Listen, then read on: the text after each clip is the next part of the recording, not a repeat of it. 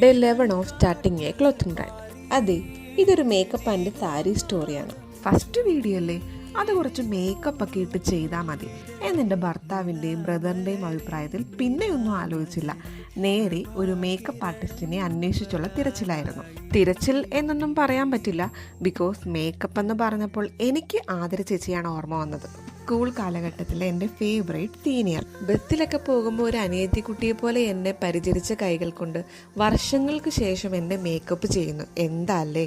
എനിക്ക് പെർഫോം ചെയ്യാനുള്ള സ്റ്റേജ് ദൈവം നേരത്തെ ഒരുക്കി വെച്ചിട്ടുള്ളതായി പല സാഹചര്യത്തിലും എനിക്കിപ്പോൾ തോന്നിയിട്ടുണ്ട്. 6 വർഷങ്ങൾക്ക് മുൻപ് കല്യാണത്തിൻ്റെ അന്ന് മേക്കപ്പ് ഇട്ടതല്ലാതെ പിന്നെ ഈ ഷൂട്ടിന് വേണ്ടിയിട്ടാണ് ഞാൻ മേക്കപ്പ് ഇടുന്നത്.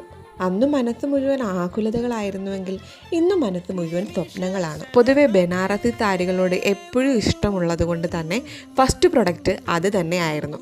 പല കളേഴ്സും അവൈലബിൾ ആണ്. അപ്പോൾ എങ്ങനെ ചെയ്ത് എലോങ് വിത്ത് രഞ്ജു.